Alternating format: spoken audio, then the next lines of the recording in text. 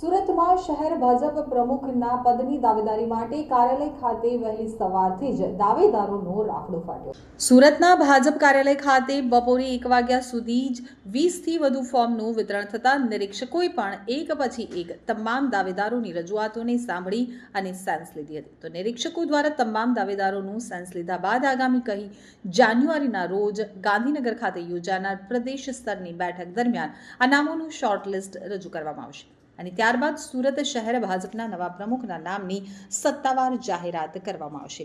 તો ભારતીય જનતા પાર્ટીના નિરીક્ષક રાકેશ શાહ, કુલદીપસિંહ સોલંકી અને રમેશ ઉકાણી સહિત પંકજ દેસાઈ સાંજે સવારથી જ શહેર પ્રમુખ માટે દાવેદારી નોંધાવનાર સુરત શહેર ભાજપ કાર્યકરોમાં ભારે ઉત્સાહ જોવા મળ્યો હતો। જૂના જોગીઓથી માંડી અને નેપથ્ય ધકેલાયેલા દાવેદારો દ્વારા પણ શહેર પ્રમુખ પદ માટે દાવેદારી નોંધાવવામાં આવી હતી। તો બપોરે 1 વાગ્યા સુધીમાં જ 50થી વધુ દાવેદારો પોતાની દાવેદારી નિરીક્ષકો સમય નોંધાવી હતી। પાર્ટી કાર્યાલયમાં નેતાઓ અને કાર્યકરોની ભારે ભીડ જોવા મળી હતી।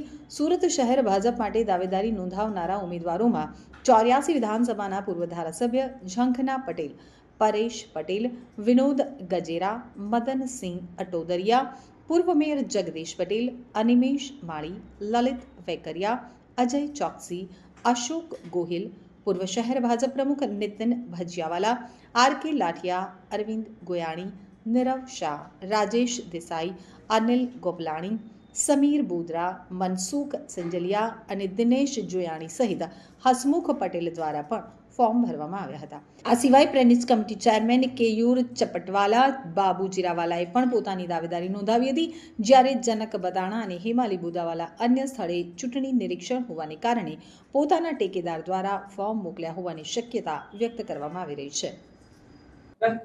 મિત્રો, આપ સૌ જાણો છો કે ભારતીય જનતા પાર્ટીમાં પ્રદેશમાં સંગઠન પર્વ, અખિલ ભારતીય પર્વ ચાલી રહ્યું છે। એની પ્રાથમિક અને પ્રારંભિક કે વોર્ડ પ્રમુખોની રચના હતી એ પૂર્ણ કરી છે। એ પછી આગળના ક્રમમાં એ વોર્ડ પ્રમુખો હવે શહેર અધ્યક્ષ અને શહેર અધ્યક્ષની આગળની પ્રક્રિયા ચાલુ છે। આજે સુરત મહાનગરના અધ્યક્ષને દાવેદારી કરવાના ઉમેદવારો એટલે પાર્ટીના સિનિયર કાર્યકર્તાઓ આજે ફોર્મ ભરવાના છે।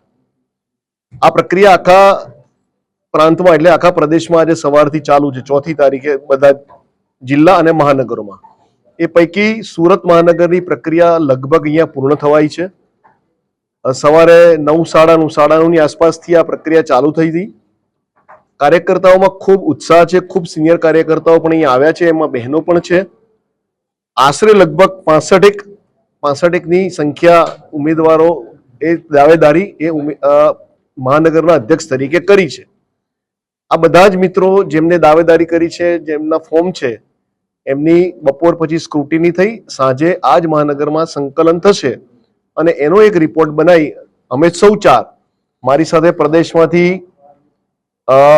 કુલદીપભાઈ સોલંકી કે જેઓ પંચમહાલ જિલ્લાના મહામંત્રી છે પાર્ટીના, સુરત મહાનગરના જ પંકજભાઈ અને રમેશભાઈ ઉકાણી પણ મારા સાથી, અમે આખી પ્રક્રિયામાં જોડે રહ્યા છે।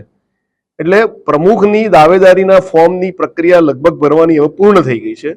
મેં કીધું એ પ્રમાણે આશરે 65 ફોર્મ આવ્યા છે।